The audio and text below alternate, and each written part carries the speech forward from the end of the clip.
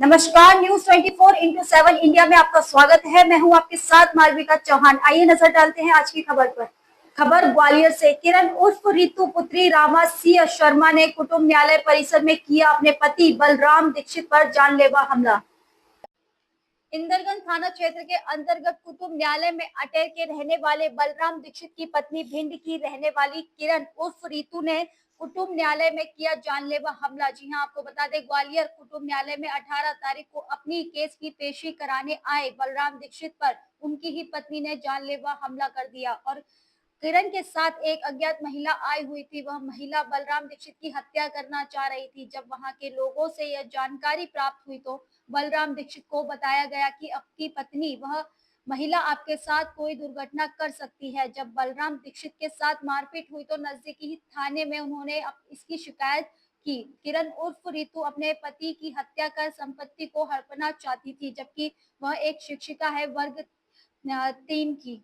बलराम दीक्षित को पत्नी व ससुराल द्वारा शारीरिक व मानसिक प्रताड़ना दी जा रही थी। बलराम दीक्षित को मजबूर किया जा रहा था कि बलराम दीक्षित आत्महत्या करने आए दिन कई पुरुष अपनी पत्नियों को लेकर आत्महत्या कर चुके हैं। बलराम दीक्षित ने बताया कि मैं आत्महत्या तो करूंगा नहीं, अगर मेरी मौत होगी तो हत्या ही कराई जाएगी, जिसमें मेरी पत्नी वह मेरे ससुराल जिम्मेदार होंगे। कुछ दिन पहले किरण के भाई शिवानंद उर्फ पटेल ने जेल में से ही 1 लाख रुपए की सुपारी दी बलराम दीक्षित की हत्या कराने के लिए। बलराम दीक्षित ने रिकॉर्डिंग कर एसपी को आवेदन के रूप में प्रस्तुत दी। जब बलराम दीक्षित ग्वालियर के कुटुंब न्यायालय में पेशी पर गए तो लगभग 2:30 बजे किरण उर्फ रितु व उसके साथ आई महिला ने जानलेवा हमला कर दिया। वहीं अगर पुलिस प्रशासन ने सही समय पर एक्शन नहीं लिया तो इस महिला के खिलाफ तो एक और पति की हो जाएगी हत्या। देखिए ग्वालियर से रविंद्र बौरे की रिपोर्ट। गाँव का रहने वाला हूँ जो भिंड जिले में आता है और मैं किसानी का काम करता हूँ। कल मेरी तारीख का भरण पोषण की थी, बच्चे को पैसे देने के लिए मैं कुटुंब न्यायालय ग्वालियर में आया तो मेरी पत्नी और उसके साथ एक अन्य महिला के साथ आई और आकर के मुझे कोर्ट के परिसर में इन्होंने डंडों से मारा और पीटा और जान से मारने की धमकियाँ दी। और मेरे जो निशान भी आए हैं मारने पीटने के, मेरे पीठ में भी निशान है जो मैं दिखाना चाहूँगा।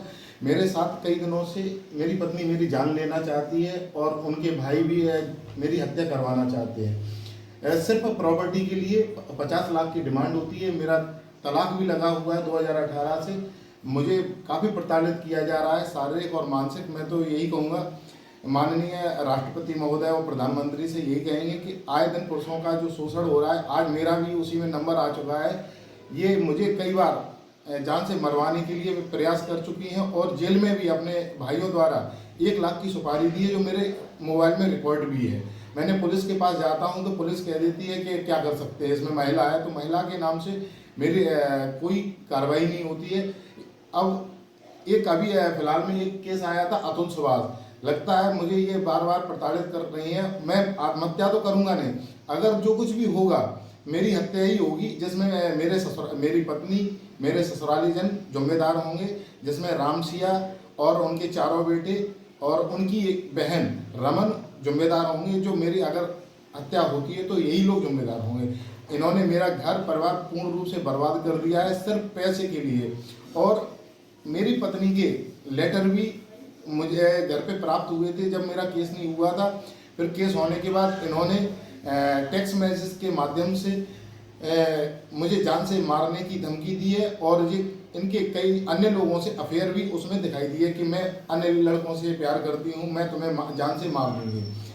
मैं यही कहूँगा मीडिया के माध्यम से कि मेरा सहयोग करें और मैं अपनी बात। बलराम जी, इस घटना के बारे में कोई पुलिस को सूचना दी? हाँ जी, जैसी मेरे साथ घटना हुई तो घटना होने के बाद मैं इंदरगंज थाने में गया तो वहाँ पर सूचना आवेदन के रूप में गया तो थाने वालों ने बोला कि आप एसपी साहब के यहाँ जाओ। वहाँ पर मैंने एसपी साहब को वहाँ आवेदन दिया और आवेदन दे करके चला आया। ये आवेदन आपने थाने में दिया है? थाने में लिया नहीं। अच्छा, फिर उसके बाद मैं एसपी ऑफिस चला गया। एसपी ऑफिस में वहाँ पे दे दिया तो उन्होंने कहा कि मैं थाने में फॉरवर्ड करवा दूंगा और जांच करवा दूंगा। एसपी साहब से बात हुई आपके? एसपी साहब से वहाँ पे अन्य कर्मचारी थे तो उनसे हुई। अच्छा, उनको आपने आवेदन दिया, हाँ। एसपी साहब से मुलाकात नहीं हुई? नहीं हुई। थाने में क्या कहा गया था आपसे? तो थाने में यही कह दिया था कि एसपी साहब के वहाँ से एसपी ऑफिस से आ जाएगा तो मैं जांच कर लूँगा। क्यों थाने में आवेदन क्यों नहीं लेंगे? अब ये पता नहीं है, पुलिस वाले हैं तो हम उनसे कुछ कह भी नहीं सकते हैं। आपके साथ जो मारपीट हुई थी वो किस जगह पे हुई थी? कोर्ट पर सर, फैमिली कोर्ट में। कौन सी जगह?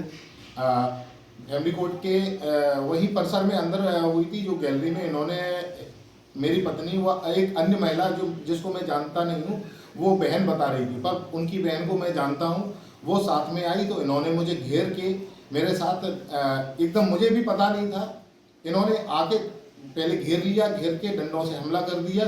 जब तक मैं समझ पाता तब तक इन्होंने हमला कर दिया। कितने लोग थे ये? 2 लोग, मेरी पत्नी और वो महिला।